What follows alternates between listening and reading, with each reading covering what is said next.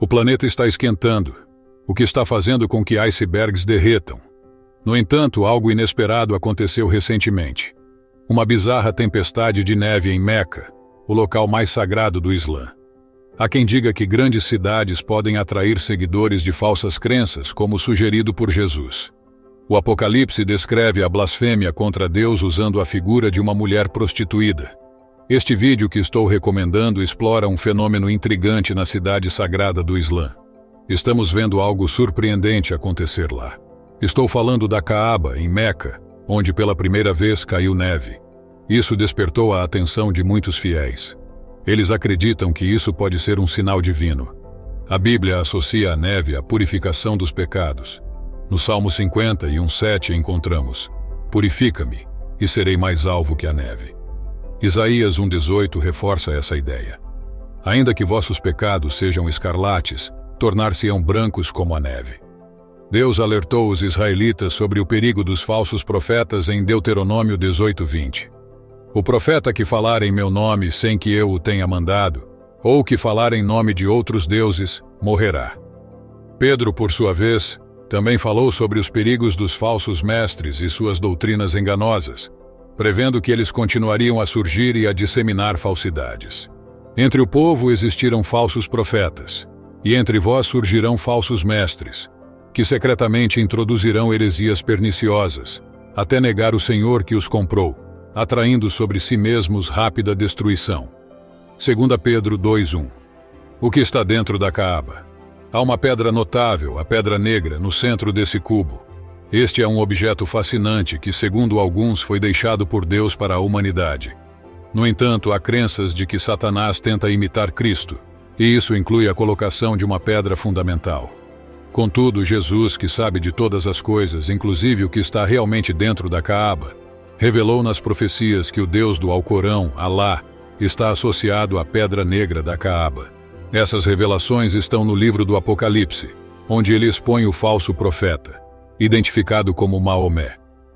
Segundo Apocalipse 13:14, este falso profeta cria uma imagem enganosa de uma besta que desorienta os habitantes da terra. As pessoas são não só enganadas, mas também instadas a adorar esta imagem em honra à besta. Essa imagem carrega um simbolismo profundo, ligado a referências a feridas de espada, que se conectam com a espada afiada da boca de Jesus Cristo. Esta espada simboliza julgamento e autoridade divina, desempenhando um papel crucial nos eventos proféticos. Ao mergulharmos mais nas revelações bíblicas, descobrimos que Jesus desvenda mistérios profundos. Em Apocalipse 17:8, ele nos fala sobre a besta que já existiu, desapareceu e está destinada a retornar, e que será destruída. Este mistério da alternância entre existência e inexistência intriga especialmente aqueles que não estão registrados no livro da vida. Segundo as Escrituras, a besta foi expulsa do céu, e agora está vinculada à Pedra Negra. Há quem ainda não entenda o verdadeiro significado da Caaba. Muitos acreditam que ela guarda algo divino e por isso continuam suas orações fervorosas. Jesus nos aconselha a nos afastarmos da grande cidade. Aviso aos fiéis: não sigam o mesmo caminho. A Arábia Saudita, embora permita a entrada de cristãos como trabalhadores estrangeiros, restringe a prática pública da fé cristã, forçando muitos a adorar secretamente em suas casas. Essa restrição pode ser frustrante para quem não pode expressar abertamente sua fé. Portanto, é melhor buscar um lugar onde você possa adorar livremente, ao lado de pessoas que compartilham de suas crenças. Em relação à Caaba, os muçulmanos acreditam que ela foi construída por Abraão, chamado de Ibrahim no Islã, e seu filho Ismael. Maomé, inicialmente rejeitado em Meca, refugiou-se em Yatrib, agora conhecida como Medina. Após seu retorno triunfante, a Caaba se tornou o centro da fé e peregrinação islâmicas. Antes do Islã, a Caaba abrigava a Pedra Negra e várias estátuas de divindades pagãs. Conta-se que na sua volta vitoriosa a Meca, Maomé eliminou os ídolos da Caaba, restaurando o santuário ao monoteísmo associado a Abraão. Na tradição islâmica, acredita-se que a Caaba foi abençoada por Ismael, o primeiro filho de Abraão, estabelecendo a prática da peregrinação anual e o ritual de sacrifício. No cristianismo, conforme relatado no Novo Testamento, Abraão é destacado como um homem de grande fé e obediência a Deus. Para os muçulmanos, ele é venerado como um profeta e o ancestral de Maomé, através de Ismael. Os muçulmanos enfatizam Ismael como o filho escolhido de Abraão em termos religiosos. No entanto, isso não subtrai a importância de Isaque, o outro filho de Abraão. Isaque nasceu conforme a promessa divina, enquanto Ismael não foi o escolhido por Deus na tradição judaico-cristã. Na narrativa bíblica, Isaque é retratado mais como herdeiro do legado de Abraão do que como um guerreiro. Na história de Abraão, Agar é apresentada como a serva de Sara, sua esposa. Embora Sara fosse a escolhida por Deus, Ismael, filho de Agar, não é reconhecido como o herdeiro divinamente escolhido. Essa interpretação é frequentemente mal compreendida. O conceito do anticristo e do falso Deus é complexo. O anticristo, também conhecido como o homem do pecado, é descrito como alguém que, com o apoio de Satanás, fará milagres para enganar as pessoas antes do retorno de Cristo. Essa ideia é explorada em 2 Tessalonicenses 2. Deus parece estar enviando um aviso para as pessoas serem cautelosas sobre onde e como oram, alertando sobre a possibilidade de estarem adorando um falso Deus em vez do verdadeiro. O anticristo ou falso Deus é descrito como uma figura que surgirá num período de grande injustiça antes do fim dos tempos, trazendo corrupção e opressão por 40 dias ou 40 anos. Este ser marcará um dos sinais precursores do dia do juízo. Ele enganará muitos com milagres e falsos ensinamentos, inicialmente se proclamando como Jesus e mais tarde como Deus. Viajando pelo mundo, pedirá que as pessoas o sigam e as seduzirá com comida, riqueza e promessas de alívio de seus sofrimentos. Ele terá o poder de fazer milagres, permitido por Deus como um teste para a humanidade. Ele terá o poder de reviver os mortos, dividindo corpos e andando entre as metades, para depois ordenar que se reconstituam, voltando à vida. Esse ser possuirá a habilidade de desenterrar tesouros ocultos e fornecerá alimentos e riquezas para seduzir as pessoas a segui-lo. Contudo, um indício de que ele não é verdadeiramente divino será sua incapacidade de corrigir suas próprias deformidades físicas, apesar de todos os milagres que consegue realizar. Ele convocará suas forças para combater aqueles que resistem à sua influência. Os falsos deuses são aqueles que se proclamam porta-vozes de Deus, mas na realidade seguem suas próprias intenções. Jesus advertiu seus discípulos para se manterem vigilantes contra tais indivíduos. Ele não apenas alertou sobre os perigos representados por esses falsos deuses, mas também ensinou como identificar esses enganadores. Por que os falsos deuses são uma ameaça tão grande? Jesus, ao encontrar pessoas em busca de orientação, perdidas ou confusas, sempre agiu com compaixão. Ele as tratava com paciência e gentileza, uma abordagem contrastante à dos falsos deuses, que manipulam e enganam para alcançar seus objetivos. Quando confrontado com hipócritas religiosos e falsos mestres, Jesus reagia com uma justa indignação e uma corajosa convicção. Deus revela a existência do anticristo como um alerta para permanecermos vigilantes. É crucial não sermos desviados por falsos sinais ou templos enganosos. Todavia, Deus não deseja que fiquemos obcecados na busca pelo anticristo, pois isso pode nos esgotar e desestabilizar. Em vez disso, devemos focar em Deus, permitindo que sua luz guie nossos caminhos. Atualmente, algo impede o anticristo de alcançar o poder, mas essa barreira será eventualmente removida, permitindo-lhe dominar. Contudo, Deus intervirá, destruindo o anticristo e julgando aqueles que rejeitaram Jesus. Conforme Jesus ensinou, haverá grande lamento quando o Filho do Homem retornar, visto por todos, inclusive pelos que o feriram. Os ímpios serão separados e julgados, simbolizando a punição daqueles que rejeitaram o sacrifício redentor de Cristo. Portanto, mantenha firme a sua fé no plano divino. Deus preparará o caminho antes de seu retorno. Nosso papel é estar atentos aos sinais de Deus e orar diligentemente, preparando nossos corações para acolhê-lo. O surgimento de falsos deuses entre o povo de Yahvé, o Deus de Israel, representou um desafio constante. Israel era guiado pela voz de Deus, que o instruía através da lei, cuidava dele por meio do sacerdócio e o corrigia e orientava através dos profetas. Em alguns casos, Deus falava diretamente a indivíduos através dos profetas, como quando Natã repreendeu Davi por seu pecado com Batseba. Em outros momentos, os profetas traziam mensagens de advertência ou orientação para toda a nação de Israel. Contudo, surgiram deuses falsos que se aproveitavam dessa estrutura, oferecendo seus serviços divinos a líderes e reis.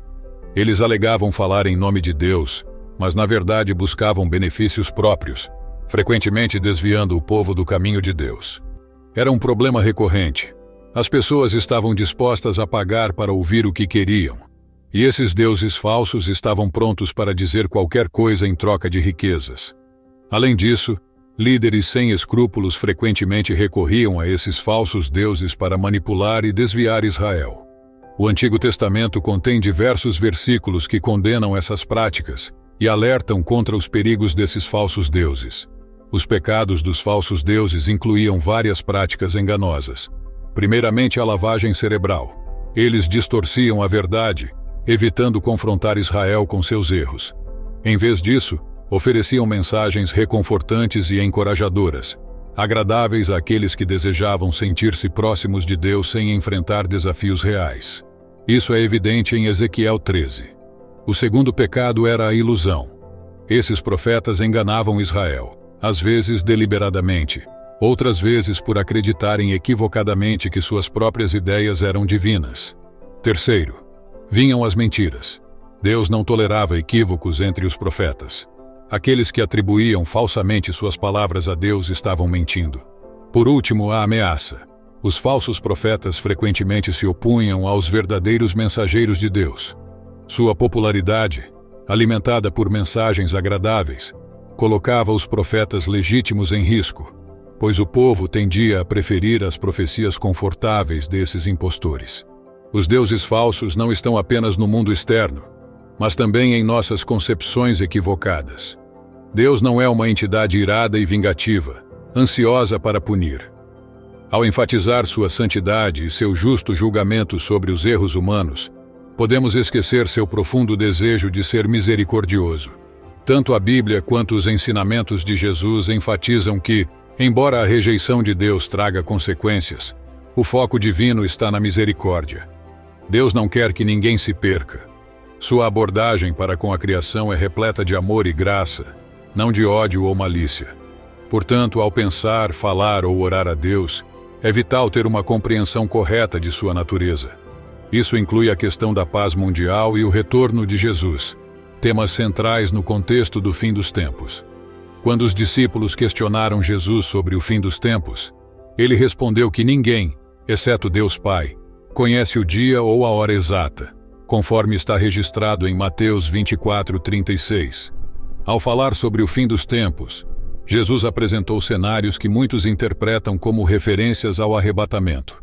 Por exemplo, em Mateus 24:40, ele menciona que, enquanto 2 homens estiverem no campo, um será levado e o outro deixado. Se considerarmos que o arrebatamento precede a segunda vinda, e que apenas Deus Pai conhece o momento exato de sua ocorrência, é razoável supor que nem mesmo Jesus conheça a data do arrebatamento ou da sua segunda vinda. Esses mistérios são conhecidos exclusivamente por Deus Pai, que os revelará a seu Filho no tempo devido. Como nos preparamos então para o retorno de Cristo? A preparação para a segunda vinda do Senhor envolve algumas práticas essenciais. A primeira é buscar uma aproximação com Deus. Dedicar tempo à oração e à comunhão com o Senhor é crucial para nos prepararmos adequadamente. A oração fortalece nosso relacionamento íntimo com o Criador e desperta o desejo de permanecer próximos a Ele. Mantendo-nos perto do Senhor, a segunda vinda não nos surpreenderá nem nos encontrará despreparados. Em segundo lugar, a leitura das Escrituras é fundamental. Cada interação com a Palavra de Deus nos aproxima dele, graças ao poder intrínseco das Escrituras. Ao ler a Bíblia, recebemos orientações sobre como viver de maneira reta e como nos preparar para a segunda vinda de Cristo. Em terceiro lugar, é essencial viver uma vida de santidade. A santidade é agradável ao Senhor e é indispensável para estarmos prontos para sua volta. Ela deve ser mais do que um objetivo. Deve ser um modo de vida cotidiano se desejamos viver e reinar com Cristo.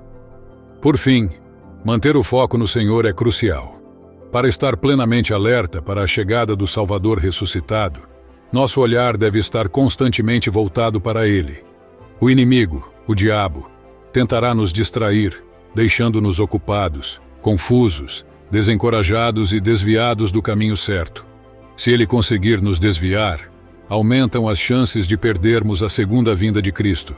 Corremos o risco de ficar tão absortos em buscar a felicidade por nossos próprios meios que nos esquecemos de depender do Senhor para nossa orientação e apoio. A perda de nosso zelo e dedicação ao serviço do Senhor pode, em última instância, resultar na nossa despreparação para o seu retorno. Um quinto aspecto crucial é amar e perdoar uns aos outros. Conforme ensina a Bíblia, o amor cobre uma multidão de pecados, 1 Pedro 4:8. E Deus Pai não nos perdoará se não perdoarmos os outros, Mateus 6:15. A incapacidade de amar e perdoar uns aos outros coloca-nos em sério desacordo com Deus, ameaçando nossa participação no reinado milenar com Cristo. O amor é o elemento que nos une e mantém coesos. Sem ele, tornamo-nos frios, argumentativos e implacáveis. Até o fim dos tempos é essencial vivermos em constante vigilância e santidade, conscientes de que o retorno do Senhor pode estar próximo. Agradeço por assistir. Continuem acompanhando para mais vídeos.